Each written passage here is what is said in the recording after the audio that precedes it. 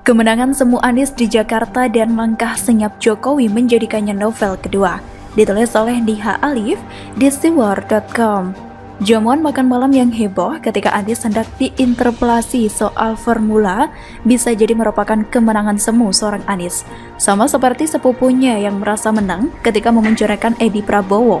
Terkait lobster dan juga Juliari Batubara terkait bansos, pihak novel sangat pas melakukan OTT bertepatan dengan pilkada, di mana ada Gibran dan Bobi yang waktu itu menjadi calon wali kota diusung oleh PDIP. Nyatanya penangkapan koruptor dari suatu parpol tidak serta-merta menjadi acuan pemilihan calon kepala daerah. Rakyat akan lebih melihat sosok yang diusung ketimbang menjustifikasi lewat parpol. Benar saja, kini saat 7 fraksi DPRD sepakat mengikuti kegilaan Anies dan menjatuhkan harga diri di bawah meja makan. Hanya PDIP dan PSI yang berdiri di luar. Rakyat semakin tahu mana parpol yang berpihak pada warga dan mana yang berpihak pada pejabat. Anies dengan segala kemunafikannya akan menikmati semuanya sebelum akhirnya ia dihempaskan oleh Jokowi. Dirinya lupa jika 2022 nanti bertepatan dengan janjinya memamerkan ajang Formula E. Saat itu mulalah Jokowi memiliki hak menunjuk seorang tokoh yang akan menggantikan dirinya. Seperti dilansir cnnindonesia.com, Menteri Dalam Negeri Tito Karnavian menyatakan Presiden Joko Widodo akan menunjuk pejabat gubernur pada 2022 dan 2023. Ratusan PJ kepala daerah termasuk gubernur, bupati, dan wali kota bakal diangkat pada 2022 dan 2023 ketika masa jabatan sejumlah kepala daerah habis. Lantaran pemilihan kepala daerah berikutnya baru digelar pada 2024. Di tingkat provinsi itu, Kemendagri ajukan ke Presiden yang menentukan. Lalu, bupati, wali kota diajukan gubernurnya, diajukan ke Kemendagri. Saya juga laporkan ke istana ke Presiden, kata Tito saat menggelar rapat dengar pendapat dengan Komisi 2 DPR di Kompleks Parlemen Senayan, Jakarta pada Senin 15 Maret.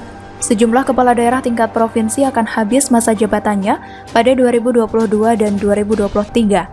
Beberapa kepala daerah yang habis antara lain Gubernur DKI Jakarta Anies Baswedan, Gubernur Jawa Barat Ridwan Kamil, Gubernur Jawa Tengah Ganjar Pranowo, hingga Gubernur Jawa Timur Khofifah Indar Parawansa. Saya sendiri optimis jika pilihan gubernur oleh Mendagri yang akan diajukan ke Presiden adalah orang-orang yang kompeten di bidangnya. Kita masih ingat penunjukan Ahok dan Erik sebagai komut Pertamina. Tidak butuh waktu lama bagi dirinya membawa kemajuan pesat di Pertamina.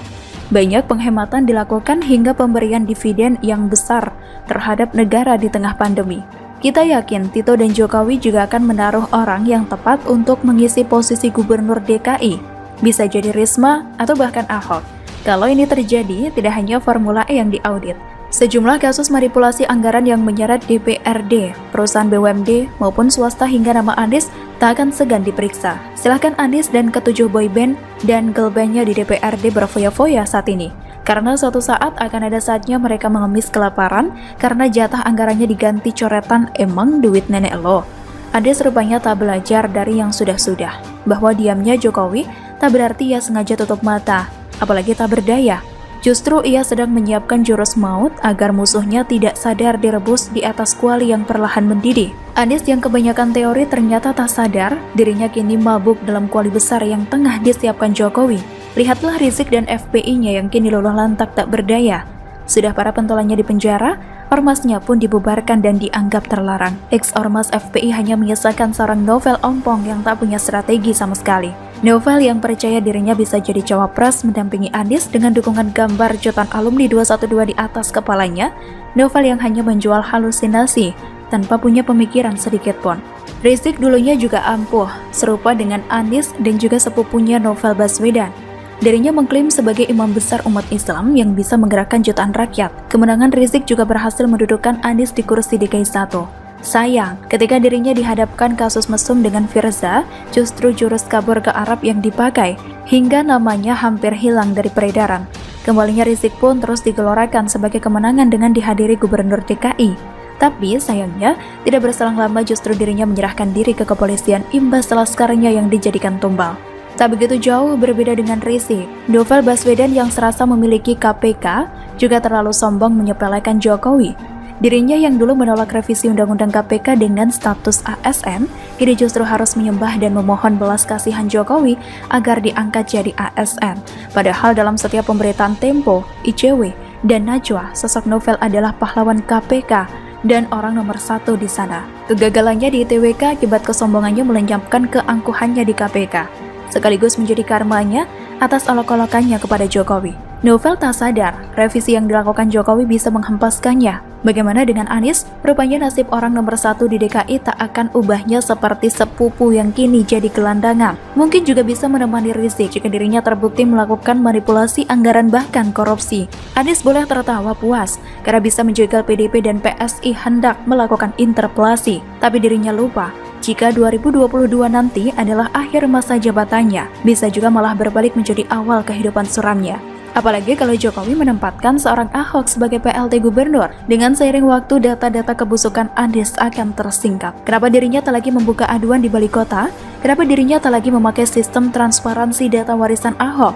Semua akan terbuka pada saatnya.